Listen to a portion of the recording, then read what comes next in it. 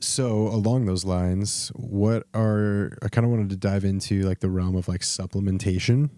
I think it's like a really big thing. It has been for a long time in the health and fitness realm, and sometimes, even in the same conversation of wanting to like pendulum swing things in the right direction, some individuals would be like, okay, well, I have to get this supplement, this thing, and this thing because that's what's been marketed to me of that's what's going to get me results. So kind of diving into the realm of supplements, talking about how that fits within a healthy fitness regimen.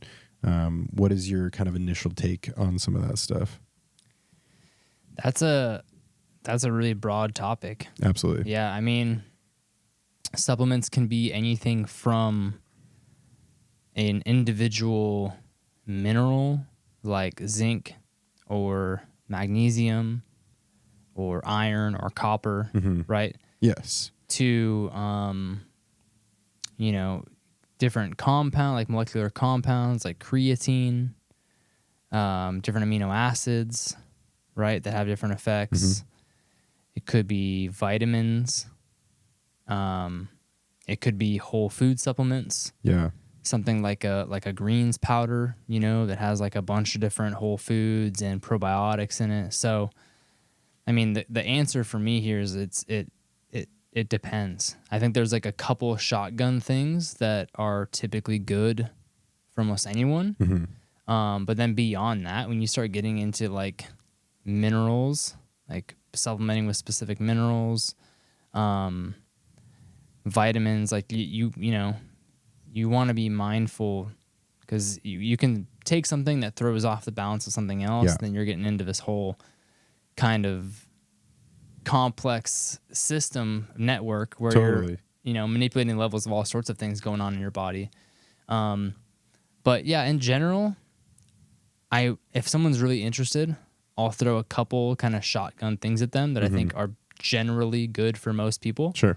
But step one is always like, what can we take away that's hindering your progress? So instead of looking at what I can buy and what I can add and what I can start supplementing with and start taking on a daily basis, my first question is always, what are you currently doing?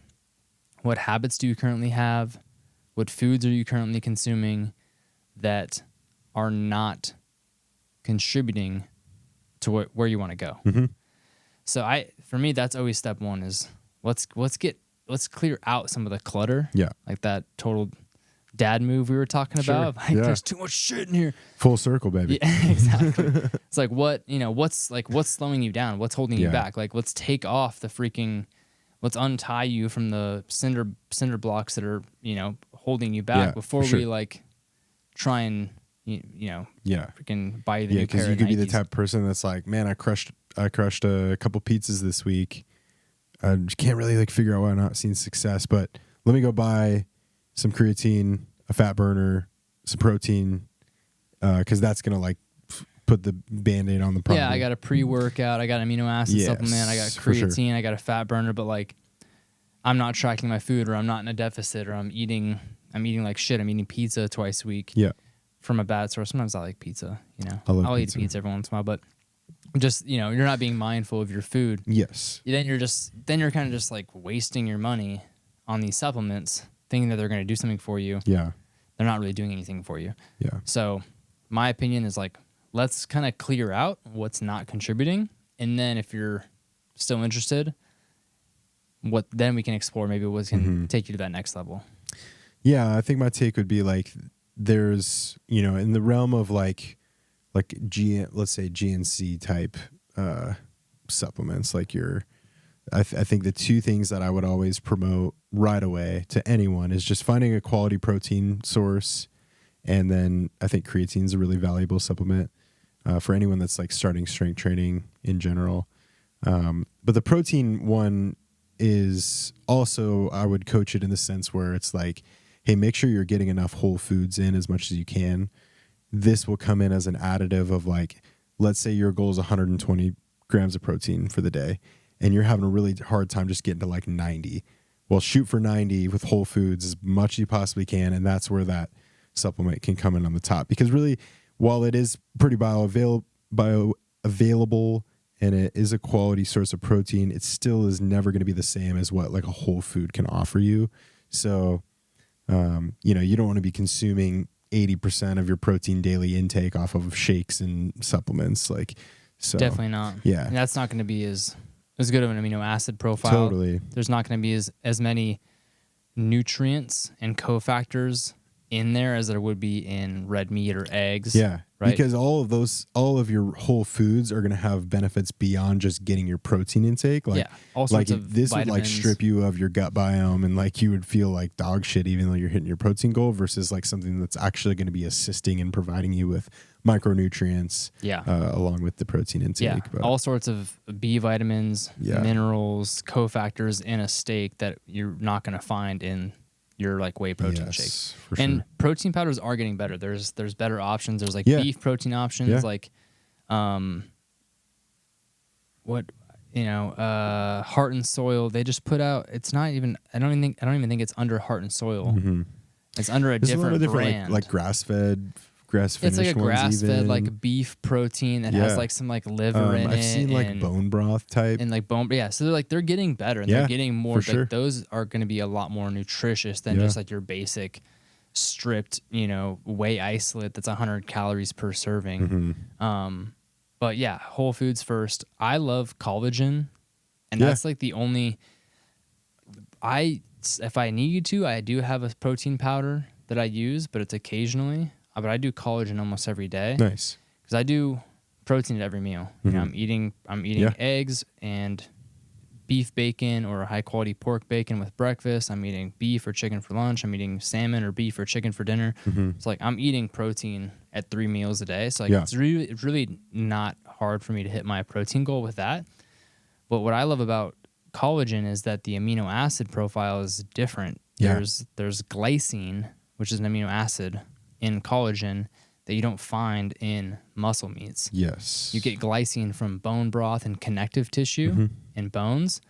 And we've gotten away from eating nose to tail, meaning eating organ meats, eating connective tissues, using the bones to make bone broth. We've kind of gotten away from that kind of more evolutionary perspective that our ancestors used to consume animals in.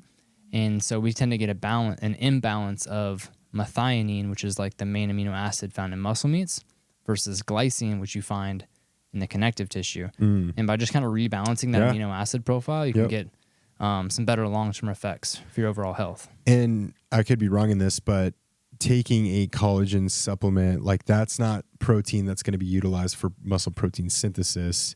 It's going to be utilized for, like you're saying, it's more of the soft tissue type stuff, maybe your nails, your hair, your joints, your ligaments, things like that, Yeah. correct? Yeah, it's still 20 grams of protein.